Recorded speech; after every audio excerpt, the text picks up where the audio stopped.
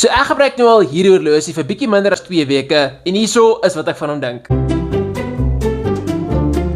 Nou hierdie is die Volcano Adrenaline VK5080 GPS smartwatch. Nou hier is die pros, die cons en my algehele gevoel oor die ding. Nou heel eerste die goeie dele. Nommer 1 het 'n baie lang batterylewe. In 'n week het hy net 50% verloor, so jy kan gemaklik omtrent 2 weke met hierdie horlosie se battery uitkom. As jy 'n atleet is wat baie hardloop, is dit baie goed om jou GPS te trek om te sien presies hoe ver en waar jy gehardloop het.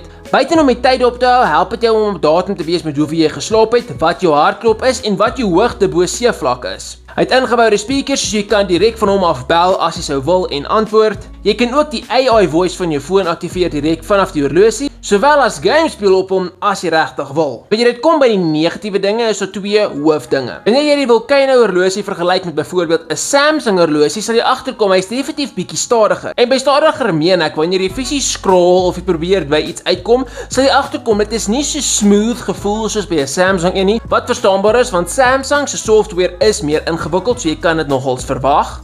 En die tweede rede is, ek het eendag nie aan die slaap geraak nie, net in my bed gelê en hy het nog steeds gedink dat ek slaap, so hy het al die ure waar ek nie daar gelê het en op my foon maar was, getrek as slaap. Wat ek dink 'n bietjie van 'n issue is, maar ek verstaan ook hoekom, want my hartrate was laag, ek het niks gedoen nie, so hy het nie regtig geweet dat ek wakker was nie. Nou wat dink ek van die horlosie? Eerlikwaar verkies ek hom bo die Samsung horlosie huidiglik, omdat sy batterylewe baie langer is, so ek hoef nie heeltyd daar te worry om te laai soos bendene nie. Ek kan my musiek verander, ek kan my foon soek as ek hom dalk verloor het. Ek kan alles doen wat ek moet doen van die horlosie af. So alhoewel die performance effens slegter is as die Samsung ene, is ek nou al gewoond aan. Na die eerste dag was ek fine daarmee. So ja, ek like hom uit 10 uit. Dankie dat julle gekyk het.